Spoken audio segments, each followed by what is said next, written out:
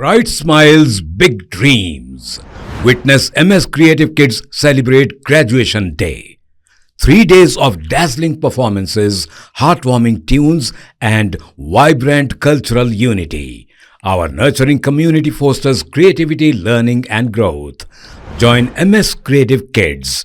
Enroll your child and unleash their potential. Spark their imagination and empower them to reach for the stars.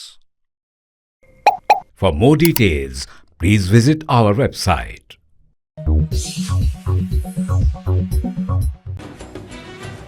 कौमी दारुल हुकूमत दिल्ली का दौरा कर रहे वजीर आला तेलंगाना रेवंत रेड्डी ने AICC general secretary Priyanka Gandhi से मुलाकात की। चीफ मिनिस्टर तेलंगाना रेवंत रेड्डी दिल्ली के दौरे में मसरूफ हैं। उन्होंने पीर को कांग्रेस की कौमी जनरल सेक्रेटरी प्रियंका गांधी से मुलाकात की। उनके हमरा डिप्टी चीफ मिनिस्टर भट्टी विक्रमार्का, वजीर आपाशी उत्तम कुमार रेड्डी, तेलंगाना उमूर की इंचार्ज दीपा दास मुंशी भी मौजूद थी। कांग्रेस कायदीन ने प्रियंका गांधी के साथ नामजद ओहदों काबीना की तौसी और वरंगल में मुनक्किद की जाने वाली सभा पर तबादला ख्याल किया है। इम्कान है कि चीफ मिनिस्टर रेवंत रेड्डी कांग्रेस सदर मल्लिकार्जुन खड़गे, सीनियर कायदीन सोनिया गांधी और राहुल गांधी से मुलाकात करेंगे और रियासत की ताज़ा तरीन सियासी सूरत हाल से उन्हें वाकिफ करवाएंगे।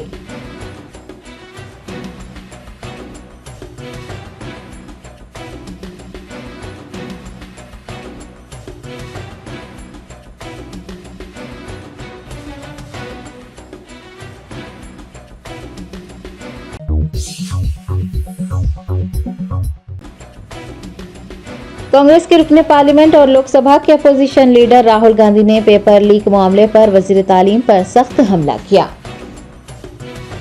मानसून इजलास का आगाज हो गया है और पार्लियामेंट में एक बार फिर पेपर लीक का मामला उठाया गया है। कांग्रेस के रुकने पार्लियामेंट और लोकसभा में अपोजिशन लीडर राहुल गांधी ने कहा कि मुल्क देख रहा है कि इम्तिहानी निज़ाम में बहुत सी खामियां हैं। उन्होंने कहा कि इम्तिहानी निज़ाम में धांधलियां की गई हैं। वजीर तालीम धर्मेंद्र प्रधान को तनकीद का निशाना बनाते हुए LOP ने कहा कि उन्होंने सबकी खामियां शुमार करवाई हैं लेकिन अपनी खामियां नहीं बताई हैं। राहुल गांधी ने कहा कि वज़ीर तालीम से उनका सवाल है कि वो इस मसले को हल करने के लिए क्या कर रहे हैं।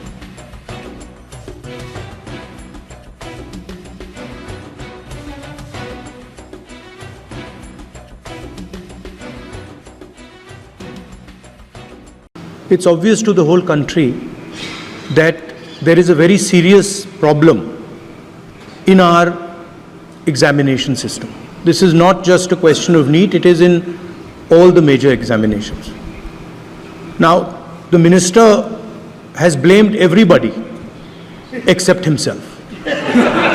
Sir, with full responsibility, I would like to submit in front of House, through you, sir, there is no evidence of paper leak in last 7 years. Every number.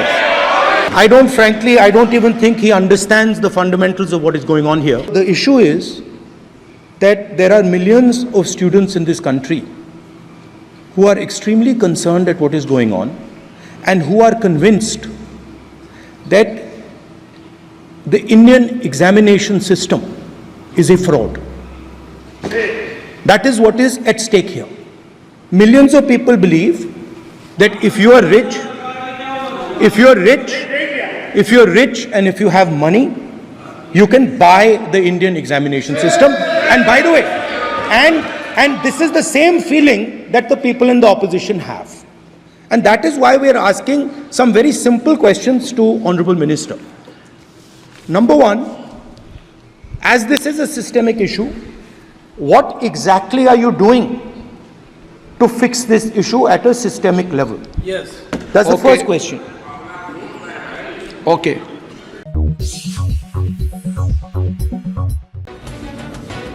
Telangana की सीनियर IAS अफसर स्मिता सबरवाल ने सिविल सर्विसेज में माजूरीन के कोटे पर सवाल उठाया। X पर कोटे की मुखालिफत करने वाली स्मिता सबरवाल तनाज़े में खिल गई।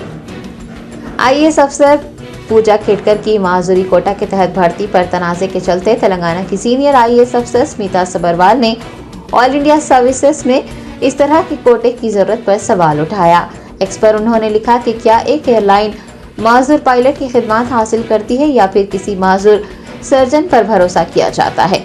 उन्होंने लिखा है कि IAS के लिए जिस्मानी तंदुरुस्ती की जरूरत है तो फिर कोटा क्यों है। स्मिता सबरवाल के पोस्ट पर शदीद तनकीदें की जा रही हैं। साबिक ब्यूरोक्रेट बाला लता ने शेक्सपियर का हवाला देते हुए सबरवाल के मौक़िफ़ की मजम्मत की। शिवसेना की MP प्रियंका चतुर्वेदी ने भी स्मिता सबरवाल को तनकीद का निशाना बनाया। कुछ ने सबरवाल की हिमायत की है। विभूषण दीक्षित ने उनकी बात से इत्तेफाक किया है कि मुलाजिमत के लिए अहलियत की जरूरत होती है।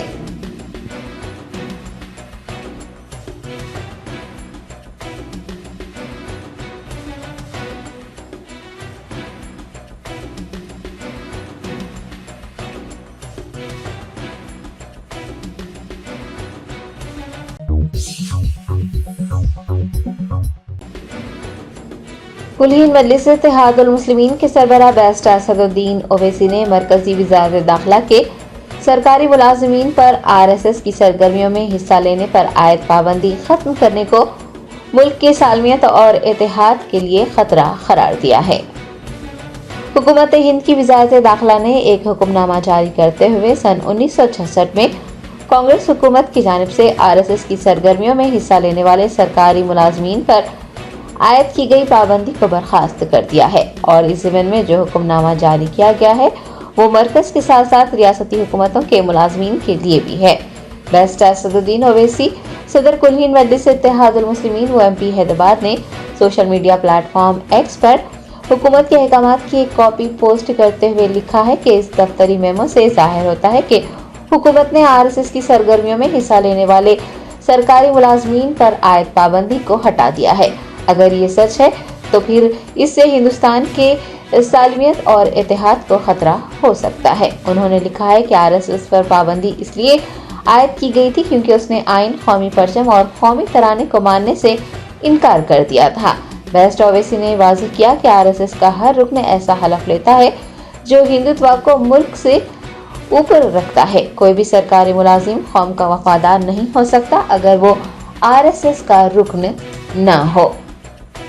कुलीन मजलिस इत्तेहादुल मुस्लिमीन के अलावा दीगर पार्टी कायदीन ने भी हुकूमत के इस फैसले की शदीद मजम्मत की है।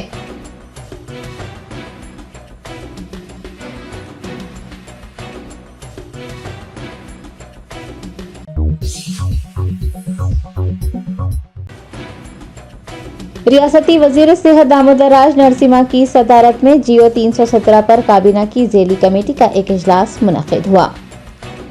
जियो नंबर 317 पर काबीना सब कमेटी का एक इजलास डॉक्टर BR अम्बेडकर सेक्रेटरीट में मुनक्किद किया गया, जिसकी सदारत रियासती वजीर सेहत दामोदर राज नरसिम्हा ने की। इजलास में सब कमेटी के अरकान, रियासती वज़रा श्रीधर बाबू, पूनम प्रभाकर ने शिरकत की। अलावा अज़ीम मुख्तलिफ महकमों के अफसरान जैसे महकमा दाखिला के principal secretary Ravi Gupta, Naveen Mittal, Mahesh Kumar, police recruitment board के chairman Srinivas Rao, additional DG Shikha Goyal, secretary रियासती महकमा सेहत क्रिस्टीना, कमिश्नर टेक्निकल एजुकेशन के अलावा देवसेना इंटरमीडिएट बोर्ड की director Shruti Ojha, social welfare residential gurukuls के सेक्रेटरी लागो वर्षिनी, समाजी बहबूद के principal secretary N Sridhar, panchayat Raj महकमे के सेक्रेटरी आलोक कुमार, आयुष प्रशांति के डायरेक्टर व सीनियर अफसरान भी मौजूद थे।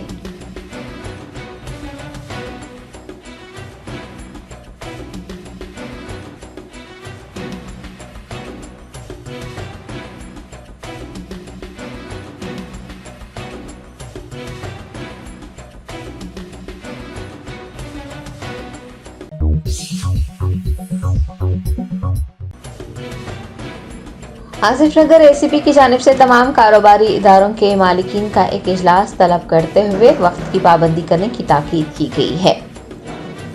आसिफ नगर पुलिस स्टेशन में ACP और SHO ने आसिफ नगर पुलिस हदूद के तहत आने वाले होटल्स, पान शॉप्स, शराब की दुकानात व दीगर कारोबारी इदारों के मालिकीन के साथ एक इजलास मुनक्किद किया और तमाम को वक्त की पाबंदी करने, मुकर्ररा वक्त पर अपने दुकानात बंद करने की ताकीद की। आसिफ नगर पुलिस ने लॉ एंड ऑर्डर की बरकरारी के लिए पुलिस के साथ ताउन करने की ख्वाहिश की है।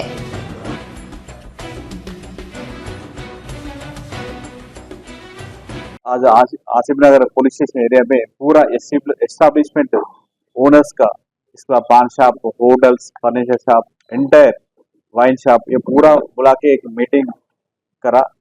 इसमें उसकी मैं बोल दिया पूरा टाइम मेंटेन करना है, ये शांति रहने की, आसिफ में शांति रहने की तुम्हारे और शॉप वाला तरफ से मदद चाहिए। टाइम को शॉप बंद होना चाहिए। और ये पान शॉपा वाला है और 11 बजे के बंद होना है। फास्ट फूड सेंटर्स वाला 12 बजे के बंद होना चाहिए। ये पूरा कुछ भी इंफॉर्मेशन है तो इंटीमेशन देना है। एक इसमें ये पूरा मिलके आसिफ नगर मिलके पूरा एस्टेब्लिशमेंट करके एक व्हाट्सएप कर दिया। इसमें कुछ भी इंफॉर्मेशन है तो शेयर करने के आज का पूरा बुला के उसकी इंस्ट्रक्शंस दे दिया। कुछ भी गलत करे तो उसकी ऊपर से केस होता, उसकी प्रॉब्लम होता फ्यूचर में। इसके लिए बोल के एसीपी साहब और हमारा स्टाफ आसिफ नगर बुला के उसके फोन नंबर सिंग लगा दिया।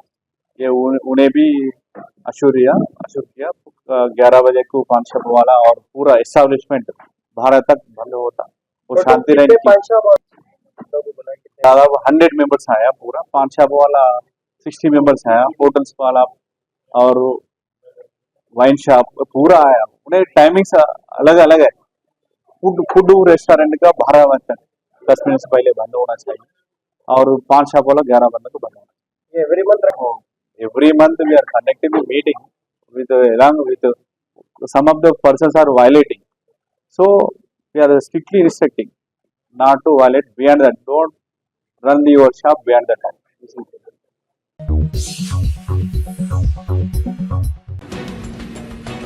कुमराम में आसिफाबाद जिले में सरकारी अस्पताल के अमले ने घने जंगल में पहुंचकर कबायली खवातीन को तिब्बी खिदमात फराहम की।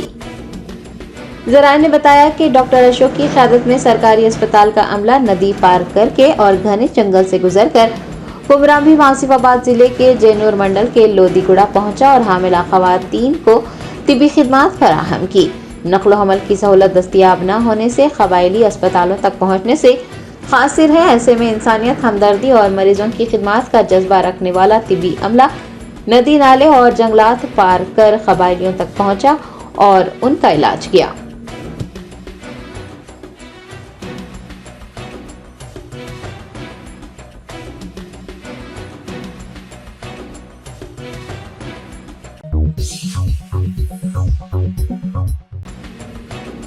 साइबराबाद स्पेशल ऑपरेशंस टीम ने अत्तापुर के अकबर हिल्स में अराजी पर कब्जा करने वाले 9 बदमाशों को हिरासत में लिया है।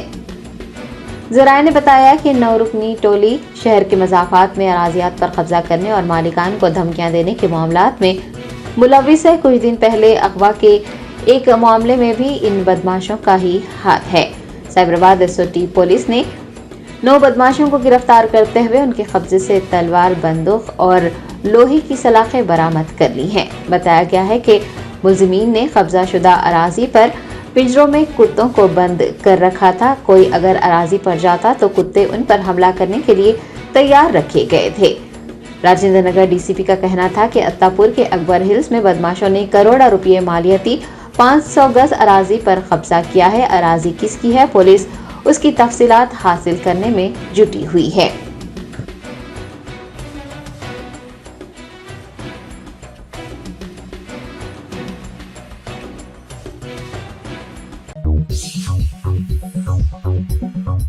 Germanten super speciality hospital, doctor Mir Jawad Jar Khan, senior experienced orthopaedic surgeon, bone fracture, joint replacement, hip replacement और स्पाइन सर्जरी कामयाबी से अंजाम दे रहे हैं।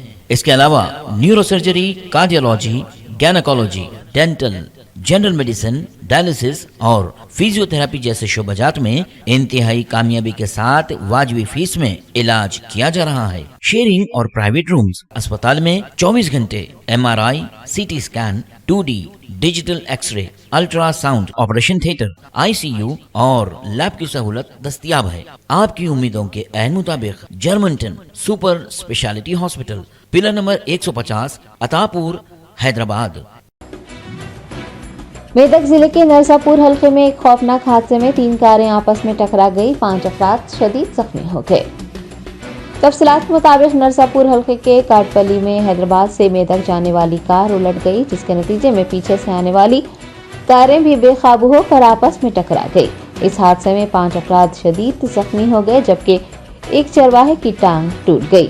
मुकामी लोगों और पुलिस की मदद से जख्मियों को इलाज के लिए अस्पतालों में भर्ती करवाया गया।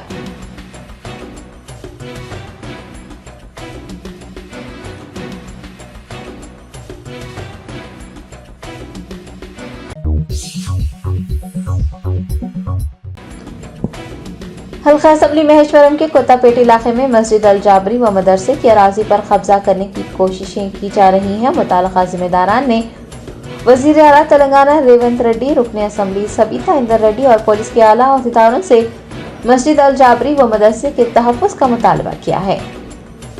तफसीलात के मुताबिक कोतापेट में मस्जिद अल जाबरी जमियत अल जाबिर अल ताउनिया के तहत चलती है। जाबरी कबीले के ताउन से कई साल से मस्जिद में 5 वक्त नमाज अदा की जा रही है और शाम के औकात में एक मदरसा भी चलाया जा रहा है, जहां तकरीबन 60 से ज़ायद बच्चे तालीम हासिल कर रहे हैं। महमूद रुबैया ने मीडिया के नुमाइंदों को बताया कि मस्जिद की अराजी का मुकदमा अदालत में ज़ेर समाअत है। इसके बावजूद भी कुछ शरपसंद अनासिर अराजी पर काबिज होने की कोशिश कर रहे हैं। उन्होंने शरपसंदों की जानिब से अराजी पर कब्जा करने का अंदेशा जताया और chief minister Telangana Revanth Reddy, Maheshwaram MLA Sabitha Indra Reddy और पुलिस के आला अहदेदारों से उनके साथ ताउन करने और अराजी के तहफ़्फ़ुज़ को यकीनी बनाने का मुतालबा किया।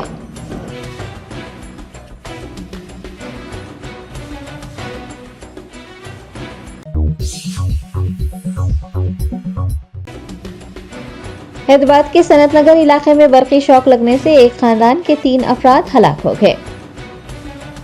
मूसलाधार बारिश से एक ही खानदान के 3 अफराद बरक़ी शॉक लगने की वजह से हलाक हो गए हैं। ये अफसोसनाक वाक़या सनत नगर आकृति अपार्टमेंट में पेश आया। बताया गया है कि अपार्टमेंट में रहने वाले 54 साला पी वेंकटेश और उनकी बीवी 50 साला माधवी और 30 साला हरी की नाशें फ्लैट के वॉशरूम में पाई गई, जिसके बाद पड़ोसियों ने पुलिस को इतला की।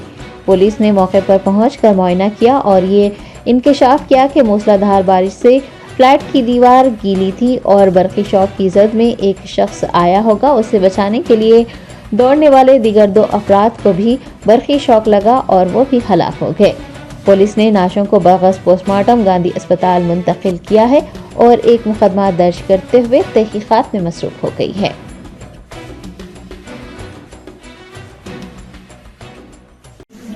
సరే అనేసి మేము మామూలుగా వెళ్ళిపోలేము సార్.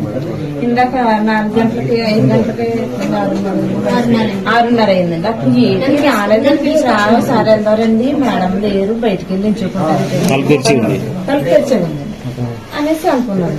అని ఎంత రూమ్ లన్నీ చూసామంటే ఎక్కడ కనలేదు. చూస్తే ఇప్పుడు బాత్రూమ్ డోర్ గిడ్డలేండి అసలంటే మేము ఇద్దరు గిడ్డలు రాలేదు. అప్పుడు మా వాచ్మెన్ ఉన్నారండి, ఆయన వచ్చి గిడ్డలండి చూసాయి, అందరూ ఉన్నారండి బాబు అనేసి అన్నారు. మీరు ఎక్కడి నుంచి ఎక్కడ ఉంటారు? ఎప్పటి నుంచి వీళ్ళు ఇక్కడ ఇంట్లో ఎప్పటి నుంచి ఉంటున్నారు? వీళ్ళండి వీళ్ళు వచ్చి డిసెంబర్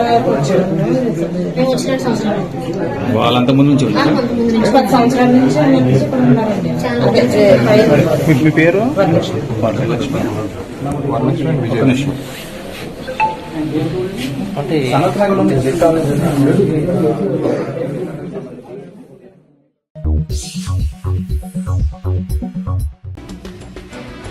पाको martial arts and defence academy private limited की जानिब से pro Thai boxing champion league 2024 का इनेकाद किया गया। शहर हैदराबाद में pro Thai boxing champion league मुनक्किद की गई। सैयद इफ्तिखार की ज़ेर निगरानी मुनक्किद होने वाली इस लीग में शहर हैदराबाद के अलावा मुख्तलिफ रियासतों के तकरीबन 150 फाइटर्स ने हिस्सा लिया। करनी सेना की प्रेसिडेंट आराधना सोलंकी ने इस मौके पर बतौर मेहमान खुसूसी शिरकत की। मुकाबला जीतने वालों को नकद इनाम से नवाजा गया।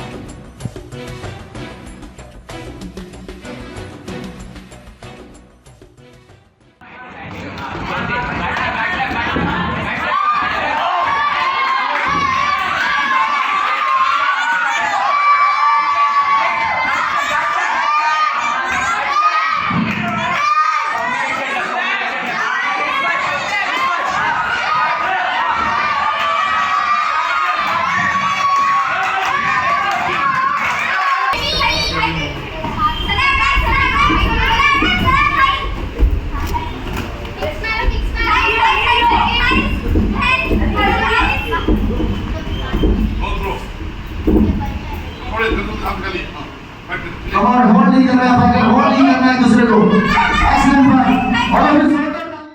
मैं बॉम्बे से आया हूँ, महाराष्ट्र बॉम्बे से, और मेरा नाम है याकूब खान।